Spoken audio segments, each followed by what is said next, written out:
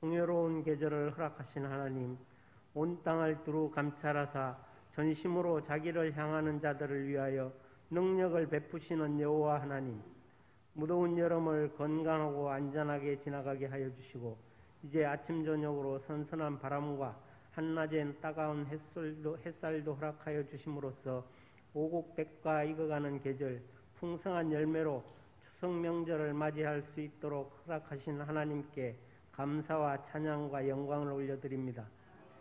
오늘도 주님의 날에 하나님의 자녀들이 함께 모여 예배드릴 수 있도록 건강과 환경, 믿음을 허락하여 주심에 감사합니다. 우리 온 마음과 뜻과 정성을 다하여 드리는 예배 기쁘게 받아주시고, 우리 모두 주님 주시는 참 평안과 안식을 누리는 복된 시간 되게 하여 주시옵소서. 하나님께서 복내려 주신 들판에 곡식이 익어가는 것처럼 우리의 믿음도 좋은 결실을 맺을 수 있도록 주님 도와주시고, 주님의 일에 더욱 열심을 낼 수 있도록 능력을 더하여 주시옵소서. 온 민족이 코로나19로 어려운 가운데서도 추수의 계절에 추석 명절로 추수의 기쁨을 함께하는 시간을 갖게 하시니 감사합니다. 이 기쁨을 허락하신 하나님을 기억하고 하나님께 영광 돌리는 우리 민족 되게 하여 주시옵소서. 사랑의 하나님 아버지, 우상 숭배하던 우리 민족이 예수 그리스도를 만나서 주님을 알고 섬기게 되었습니다.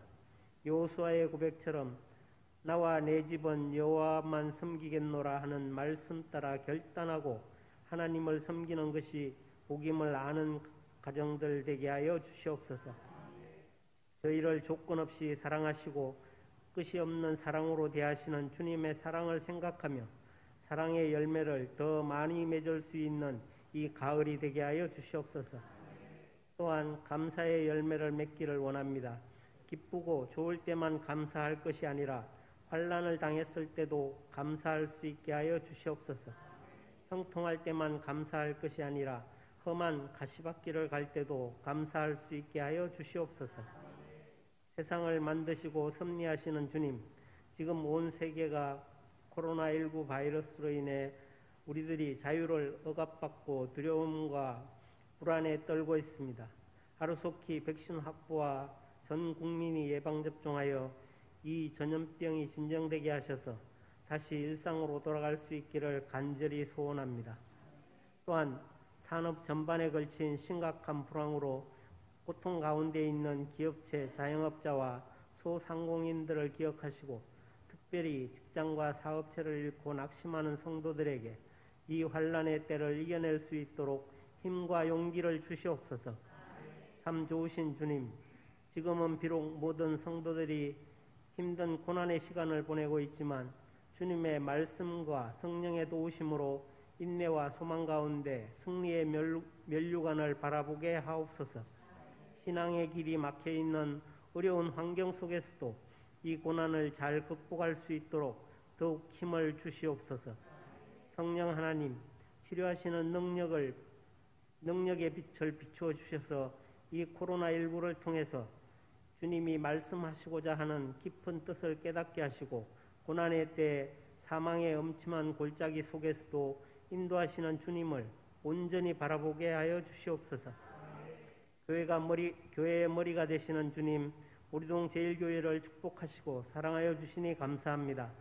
우리 교회가 25년 동안 이 지역에 참다운 구원의 방주가 되게 하여 주시고 바닷가에 세운 등대가 되어 길을 잃고 헤매는 생명들에게 큰 소망을 주는 빛과 소금의 역할을 잘 감당하는 교회가 되게 인도하여 주시니 감사합니다. 항상 깨어 기도하며 열심히 전도하는 저희들이 되게 인도하여 주시고 신령한 하나님의 은혜가 늘 충만한 교회가 되게 축복하여 주시옵소서. 온 천지 만물의 주인이 되신 주님, 헌신된 성도들이 더 많이 드릴 수 있게 그들의 소유를 한가위 보름달만큼 넉넉히 채워주시고 결실로 들어가는 길목에서 직장과 사업장에도 하나님께서 채우시는 풍성함을 누리게 하여 주시옵소서. 특히 육신의 질병과 아픔의 문제에서 저희들을 회복시켜 주시고 눈물을 닦아 주시고 모든 성도들의 기도에 응답하여 주시옵소서. 또한 입시를 준비하고 있는 청소년들 모두 원하는 학교로 다 진학할 수 있도록 도와주시옵소서. 무엇보다도 한 사람 한 사람에게 복을 내리셔서 신실한 주의 자녀가 되게 하옵소서. 추석 명절 동안 민족 대이동이 있는데 오고 가는 길 지켜주시고 보호하셔서 작은 사고도 없게 하시고 평안한 가운데 가족 친지들과 사랑과 우애를 나누게 하옵소서. 사랑의 주님, 오늘도 귀한 말씀을 예비하시고 우리를 불러주시니 더욱 감사드립니다. 단위에 세우신 목사님의 건강을 지켜주시고 강건하게 하셔서 성령님께서 친히 함께 하심으로 말씀을 전해주실 때 살아계신 하나님의 말씀만이 선포되게 하시며 성령님의 은혜가 충만한 시간 되게 하여 주시옵소서. 신령과 진정으로 예배하는 자에게 복 주시는 아버지 하나님, 우리의 마음을 온전히 주장하여 주셔서 예배에 집중하고 말씀에 집중하여 오직 하나님께 영광을 돌리고 듣고 깨닫는 모든 이들에게 말씀의 은혜가 넘치게 하시며 순종의 결단을 통하여 심령이 변화되고 100배의 결실을 맺는 역사가 일어나게 하여 주시옵소서. 생명의 말씀을 듣고 깨달아 일상생활 속에서 실행하는 복된 인생들이 다 되게 하여 주시옵소서. 복된 날 복된 자리에 함께 모여 예배드리는 성도들과 비대면으로 가정에서 유튜브를 통해 예배드리는 성도들, 우리 모두 하나님이 주시는 참된 평안과 안식을 누리게 하여 주시고 주님을 찬양하는 성가대와 예배를 섬기는 손길마다 그에 합당한 복과 은혜를 더하여 주시옵소서. 오늘 드리는 예배마다 하나님의 기뻐 받으시는 예배가 되기를 간구하오며 선한 목자 되신 예수 그리스도의 이름으로 기도드립니다. 아멘.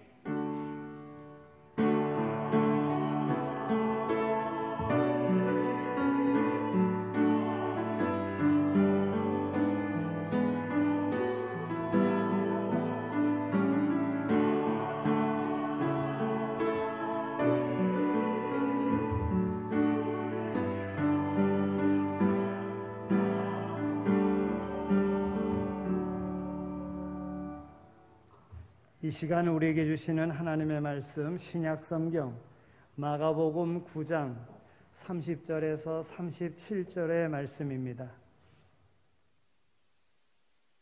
마가복음 9장 30절에서 37절의 말씀 봉독해 드립니다. 그곳을 떠나 갈릴리 가운데로 지날새 예수께서 아무에게도 알리고자 아니하시니 이는 제자들을 가르치시며 또 인자가 사람들의 손에 넘겨져 죽임을 당하고 죽은 지 3일 만에 살아나리라는 것을 말씀하셨기 때문이더라. 그러나 제자들은 이 말씀을 깨닫지 못하고 묻기도 두려워하더라. 가버나움에 이르러 집에 계실새 제자들에게 물으시되 너희가 길에서 서로 토론한 것이 무엇이냐 하시되 그들이 잠잠하니 이는 길에서 서로 누가 크냐 하고 쟁론하였음이라. 예수께서 앉으사 12제자를 불러 이르시되 누구든지 첫째가 되고자 하면 뭇사람의 끝이 되며 뭇사람을 섬기는 자가 되어야 하리라 하시고 어린아이 하나를 데려다가 그들 가운데 세우시고 앉으시며 제자들에게 이르시되 누구든지 내 이름으로 이런 어린아이 하나를 영접하면 곧 나를 영접함이요 누구든지 나를 영접하면 나를 영접함이 아니요 나를 보내신 이를 영접함이니라. 아멘. 이는 하나님의 말씀입니다. 지난주 금요일부터 이미 추석 연휴가 시작이 되었습니다. 그래서 오늘은 어찌 보면 아직 추석 안 됐지만은 추석 연휴의 중간 부분이 아니겠나 이런 생각을 해봅니다. 다 고향을 찾고 부모를 찾고 형제들을 찾는 이러한 때에 하나님 전을 찾아서 하나님 앞에 예배드리는 여러분들의 삶에 하나님께서 주시는 놀라운 그 그러한 복이 여러분들 모두에게 각 가정에 임하기를 소망합니다. 추석에 고향을 찾는, 부모를 찾는, 형제들을 찾는 그 이유가 무엇일까요? 저는 한번 그렇게 생각해 봅니다.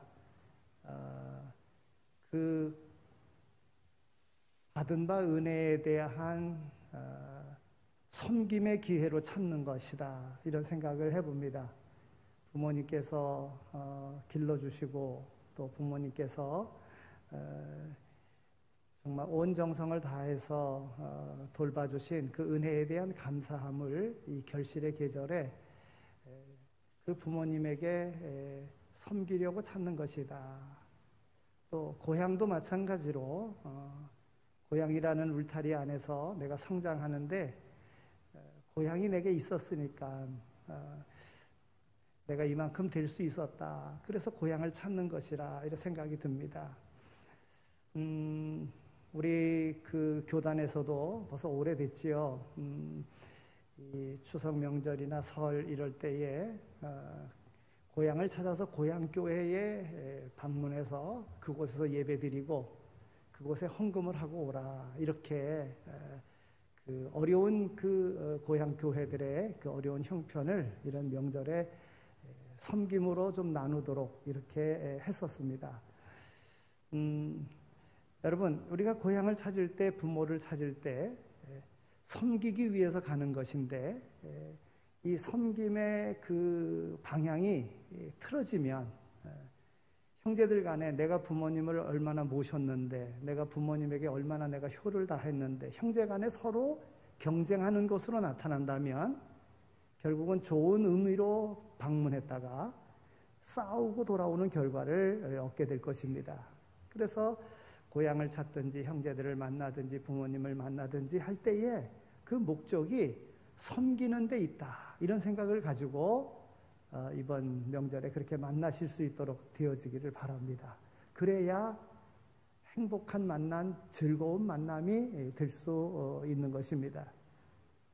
여러분, 예수님께서 이 땅에 오신 데에도 목적이 있습니다. 하늘 보좌를 버리시고 이 땅에 오신 데에는 죄와 허물로 죽은 이들을 구원하시려고 오신 거예요.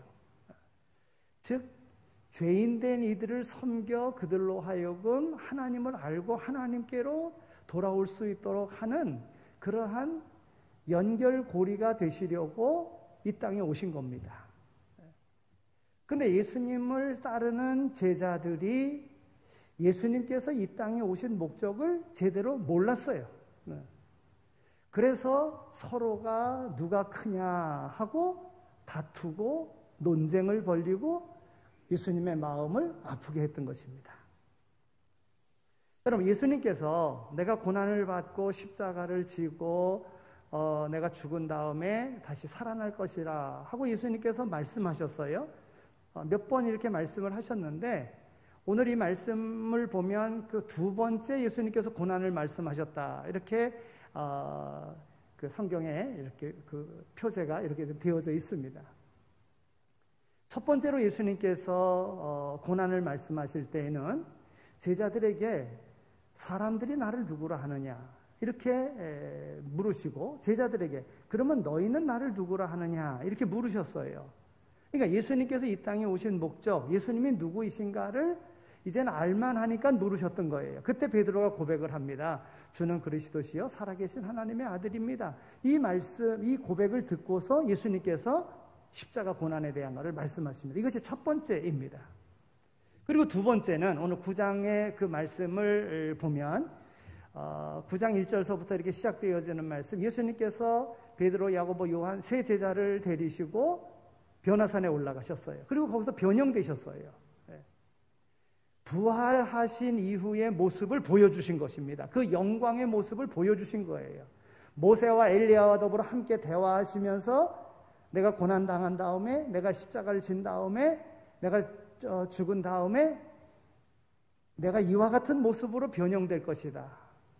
오래전 사람이지만 모세와 엘리야를 만나는 이러한 하나님의 나라에 갈 것이다. 이 나라에 너희들도 올 것이다 하는 것을 교훈하시기 위해서 예수님께서 변형되셨던 것입니다. 그리고 내려왔어요. 그 밑에 있는 제자들은 귀신 들린 아이를 고치지 못하고 쩔쩔매고 있는 가운데 예수님께서 그들을 고치시고 믿음이 없음을 책망하셨습니다. 그러니까 두 번째 고난을 이야기하셨을 때에 십자가 사건 이후에 부활하실 예수님을 보여주시고 예수님께서 그들에게 내가 이제 고난을 받을 것이라 이렇게 말씀을 하셨다는 거예요. 그러나 예수님의 제자들은 아직까지 예수님께서 십자가를 지시고 죽으시고 부활하실 거에 대한 그 말씀을 깨닫지 못했어요. 그래서 오늘 말씀 본문의 그 서론 부분에 보면, 본문의 앞부분에 보면 예수님에게 그게 무슨 뜻입니까? 묻기도 두려워했다는 거예요. 그러니까 자기들이 듣고 싶은 것만 듣고 원하는 것에만 관심을 가졌던 것이지요. 그러니까 예수님의 그 참뜻, 이 땅에 오심에 대한 것을 전혀 관심 없게 생각을 하니까 예수님의 말씀 속에서도 예수님의 중요한 그 목적을 알지 못하고 예수님의 길을 알지 못하고 이 세상의 것만 생각하면서 예수님께서 왕이 되신다면 그러면 누가 가장 높은 자리에 앉게 될 것인가? 이것 가지고 서로 싸웠다는 거예요. 제자들의 관심은 예수님이 메시아로 세상을 호령하는 왕이 되신다면 누가 그 다음 자리를 차지할 것인가에 더 관심이 많았고 그래서 서로 논쟁을 한 것입니다. 여러분, 이런 제자들의 생각 속에요, 우리들의 마음도 다르지 않다는 것을 우리는 알게 됩니다.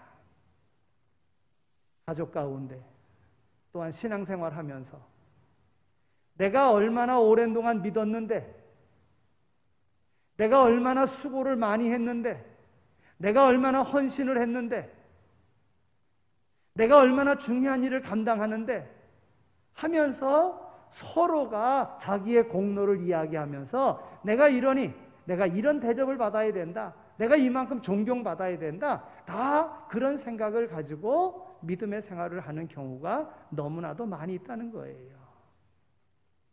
우리도 때때로는 섬기기보다는 섬김을 받으려 합니다. 예수님을 닮기보다는 예수님의 영광을 누리려고 하는 그런 경우가 많이 있다고 하는 겁니다. 여러분, 사람들이 왜 이렇게 권세의 자리를 탐하는 것일까요? 그 최고의 자리가 최고로 섬김을 받을 수 있다고 생각하기 때문에 그런 것입니다. 예수님이 장차 왕이 될 것이고 온 백성을 통치하실 것인데, 그렇다면 우리 12제자 중에서 누가 그 다음 자리, 높은 자리에 앉게 될 것인가? 우리들은 하나님의 나라를 세우는 개국공신 아닌가? 누가 그 중요한 요직을 맡을 것인가? 하고 서로 논쟁했다. 어찌 보면 다투다시피 내가 으뜸이다 이렇게 생각을 했다는 거예요. 여러분, 예수님의 제자들을 이렇게 쭉 보면은요, 예수님께서 예수님의 그 제자들 12를 부르시고 그 12의 그러한 예수님과 함께 사역하는데 이렇게 그들의 역할들을 보면은 세 그룹으로 나누어 볼 수가 있어요. 예수님과 항상 같이 있었던 그룹이 있고, 어떠한 때에만 같이 있었던 이들이 있고, 어떤 제자들은 이름만 있는 제자들이 있어요. 뭘 했는지도 모를 정도로 그냥 이름만 있는 제자들이, 이게 세 그룹으로 나누어 볼 수가 있어요. 그러나 세 그룹으로 나누어 본다 할지라도 예수님의 제자들은 하나같이 다 자기가 최고라고 이야기할 만한 그러한 것을 다 가지고 있었습니다. 우리가 잘 알다시피 예수님의 제자 중에 마태라고 하는 제자는요, 그 세리였거든요. 세간에 앉아서 세리로서 그 세금을 걷는 이런 일을 하던 사람이에요.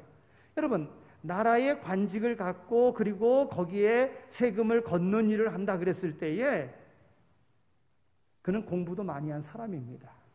그만큼 세상적인 권세도 있는 그런 사람입니다. 그러니까 내가 이만큼 이런 역할을 감당하는데 세상적으로도 인정받는 이러한 자리에 있는데 하면서 충분히 내가 으뜸이다 이야기할 수 있다는 것이지요. 빌립이라고 하는 제자는요, 헬라어를 아주 잘하는 박식한 그런 제자였었다고 합니다. 가룟 유다는요, 예수님의 신임을 받아서 돈괴를 맡았습니다. 이래저래 보면 어느 제자도 뒤처질 사람이 없고 다 한몫하는 사람이었어요. 당연히 크다고 할 만한 그러한 위치에 있는 제자들이었었다는 것이지요. 우리가 잘 알다시피 베드로는 어떠합니까? 물론 성경에 수제자라고 하는 단어는 없지만은 항상 베드로를 중심으로 예수님께서 모든 일을 하셨음을 볼 수가 있습니다. 내가 예수님 제자들을 대표하는 그런 제자이니까 내가 으뜸이다, 얼마든지 얘기할 수 있다고 하는 것이지요. 여러분, 그 동생 안드레는 어떠합니까? 그는 예수님을 제일 먼저 만났던 사람입니다. 제일 먼저 제자가 된 사람이에요. 그리고 안드레가 베드로를 와서 보라 하고 예수님에게 소개했잖아요. 나는 예수님을 제일 첫 번째로 제자가 된 사람이다. 예수님을 제일 첫 번째로 내가 메시아로 만난 사람이다. 얼마든지 이야기할 수 있고 내가 으뜸이다 이야기할 수 있다는 것이지요. 세베대의 두 아들 야고보와 요한은요, 예수님과 이종 사촌 형제지간입니다. 예수님과 친척이니까 내가 으뜸이다 이야기할 수 있습니다. 빌립은요, 바돌로메를 데리고 온 사람입니다. 제자를 처음으로 예수님에게로 데리고 온 사람이에요. 바돌로메를 예수님께서 말씀하실 때에 이스라엘 사람이라고, 진정한 이스라엘 사람이라고, 너같이 의로운 사람을 내가 보지 못했노라고 칭찬했습니다. 다른 이름은 나다나엘이라고 하는 그런 이름을 가지고 있습니다. 도마는 어떠합니까? 의심이 많은 그런 제자이기는 했지만은 예수님의 말씀을 깊이 깨달을 수 있도록 만드는 그런 역할을 감당했던 그런 제자인 것입니다. 우리 주님은 이 땅에 섬기는 자로 오셨습니다. 섬김을 받으려 함이 아니라 섬기려고 오셨습니다.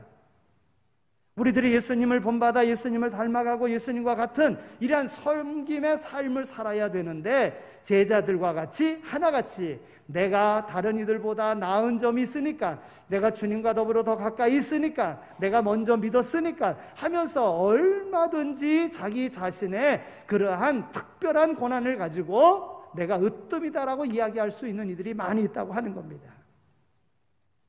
예수님은요, 창조하시는 일로부터 섬기셨습니다. 세상에 오셔서 병든 자를 고쳐주시고 문제 있는 이들을 해결해 주심으로 섬겼습니다.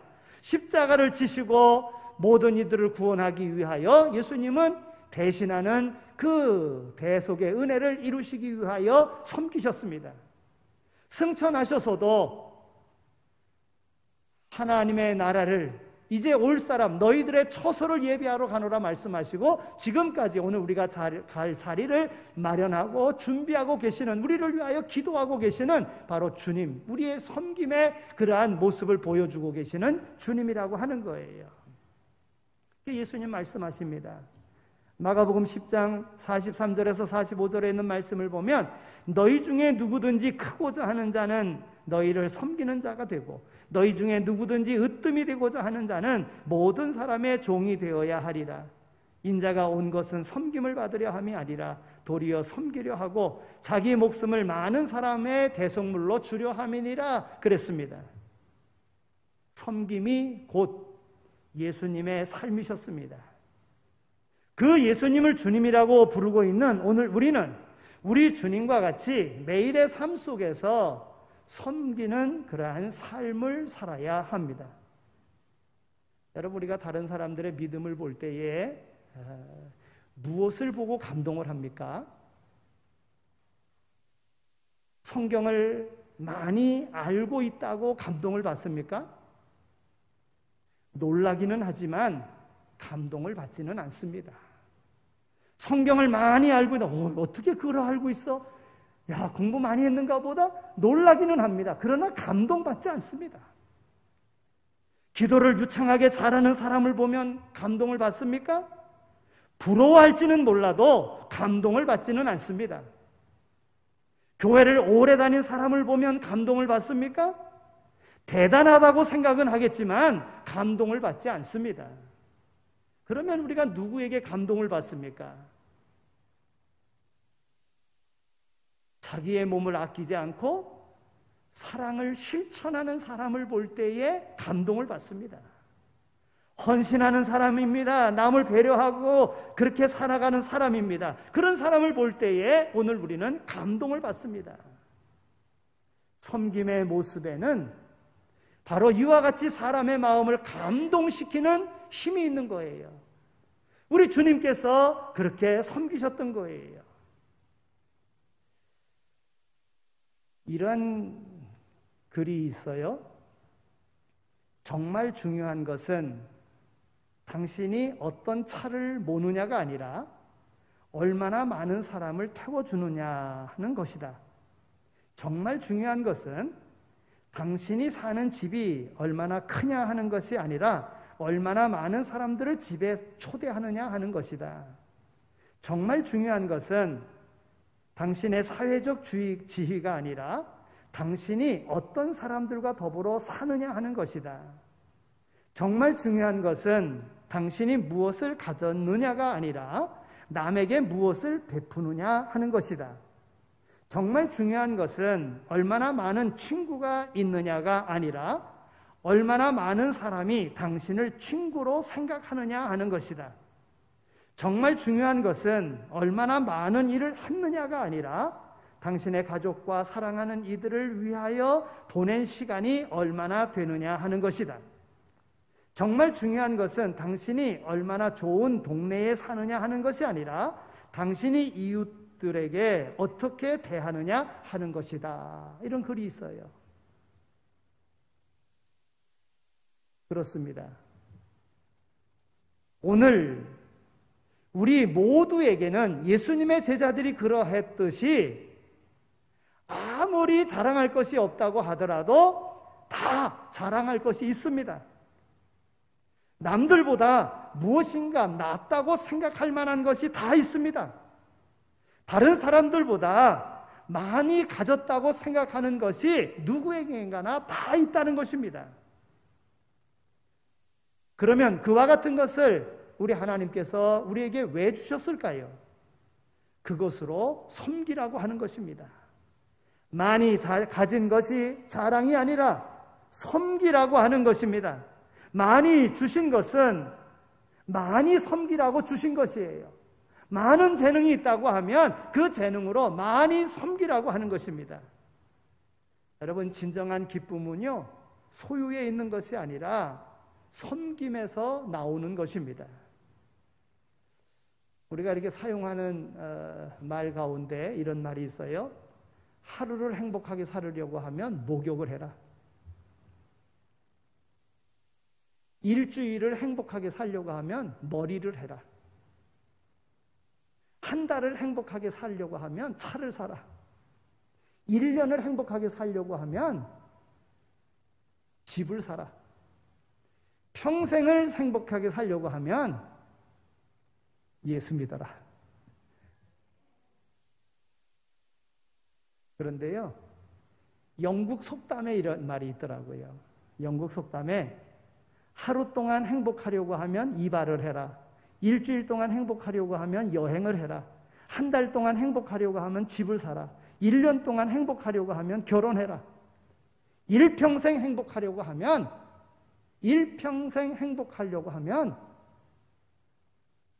이웃을 섬겨라. 여러분, 사무엘하 6장에 있는 말씀을 보면은요, 섬김으로 복받은 사람의 이야기가 나옵니다.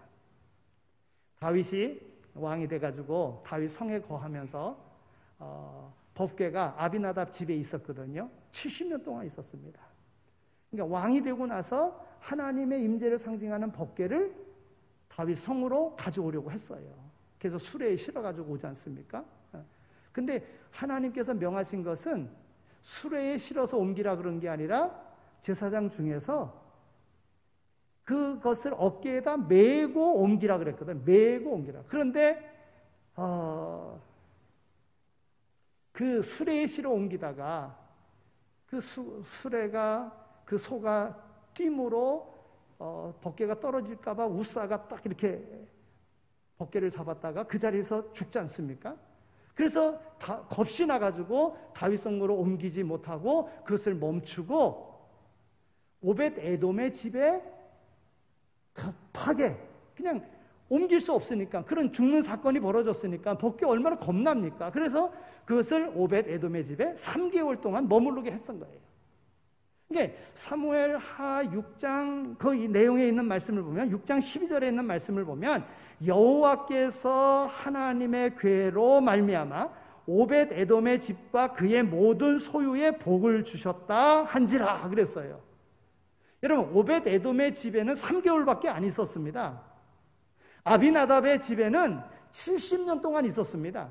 70년 동안 법궤를 모시고 있었는데도 불구하고 그 집에 복 줬다는 얘기는 없습니다. 제사장으로 할 도리를 한 것이죠. 그러나 그 우사의 사건 이후에 3개월 동안 아비나답의 집에, 오벳 에돔의 집에 3개월 동안 법궤가 있었는데 그 집에 하나님께서 복을 주셨다. 여러분, 복 받으려고 하면 얼마나 오랜 동안 했느냐가 중요한 게 아닙니다. 얼마나 기쁨으로 섬겼느냐라는 거예요. 얼마나 정성을 다해서 섬겼느냐고 하는 겁니다. 내가 오래 예수 믿었는데 왜 나는 복을 못 받는가? 여러분, 믿은 것 자체가 복입니다만은, 그러나 하나님이 주시는 복을 보면은 그 3개월 짧은 기간이지만은 기쁨으로 했습니다. 정성을 다해서 섬겼습니다. 그러니까 오벳 에돔의 집과 그의 모든 소유에 복을 주셨다 하신지라, 복 주셨다는 거예요. 3개월 만에. 여러분, 경황 없는 그런 상황 속에 갑작스럽게 이루어진 그런 사건 속에 얼마나 그 법궤를 모시는 게 두려웠겠습니까? 그러나 그 법궤를 자기 집에 모시고 그리고는 정성을 다하고 기쁨으로 했다는 거예요. 모든 사람들이 두려워하고, 왕도 두려워하고 있는데 말이에요. 역대상 26장에 있는 말씀을 보면은요, 그에 대한 이야기가 더 자세하게 나옵니다. 자손이 번성하는 복을 받았습니다. 그 집안에서 큰 인물들이 나왔어요. 능력 있고 유능한 사람들이 바로 오벳 에돔의 집에서 나왔다는 거예요. 여러분, 긴 기간이 중요한 것이 아니라 내가 얼마나 기쁨과 감사함으로 섬기느냐가 중요하다는 거예요. 여러분, 하나님께 향한 것만이 아닙니다. 사람과의 관계 속에서도 하나님께서 복을 주시는데, 사람과의 관계 속에서도 섬기는 자에게 하나님이 복 주신다는 거예요. 여러분, 성경에 보면 요셉이라고 하는 사람이 있어요. 그 집안에서요, 아버지의 특별한 사랑을 받았어요. 여러분, 모든 게 다 보면 특별한 사랑을 받으면 시기하는 사람이 항상 있게 마련입니다. 그래서 아버지가 채색 옷을 입히고 그 사랑하는 그 아내의 그런 아들이기 때문에 정말 정성을 다해서 그렇게 관심을 가지고 특별한 사랑을 주니까 그 형들이 다 미워했던 거예요. 어느 정도 미워했느냐면 죽여버리고 싶은 그런 생각이 들 정도로 미워한 거예요. 그래서 애굽의 종으로 팔아버리잖아요. 원래는 죽이려고 했었는데, 죽이는 거 뭐 죽이나 팔아버리나 다시 돌아올 아주 모르는 곳으로 버린다고 하면 뭐 그게 더 이득이 되지 않겠는가 해가서 상인들에게 팔아버린 거예요. 보디발 집의 종으로 팔려갔습니다.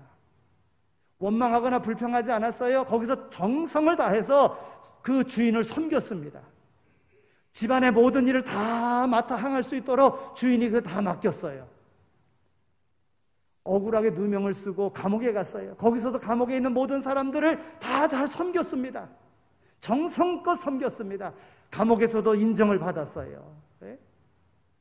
여러분, 왕에게 버림받은 신하를 그렇게 그들에게 그 정성을 보여준다는 거, 이게 쉬운 거 아니거든요. 네? 그런데도 불구하고 소중하게 다 생각을 하고 자기의 모든 것 다 영향력을 발휘해서 다 섬겼습니다. 왕의 꿈을 해석하고 그리고는 애굽의 총리가 되는 자리까지 올라가지 않습니까? 가장 낮은 자리에 처하게 되었지만은 그러나 그 자리에서도 섬겼습니다. 그랬더니 가장 높은 자리로 하나님이 올려주시는 거예요. 사람에게 행한 것뿐이겠습니까? 우리가 믿음 생활하면서도요, 오늘 우리 믿음 생활하는 가운데 이렇게 칭찬 듣고 존경받고 하는 이들이 많이 있습니다. 우리 친구 목사님들 모였는데 어느 친구 목사님이 그러더라고요.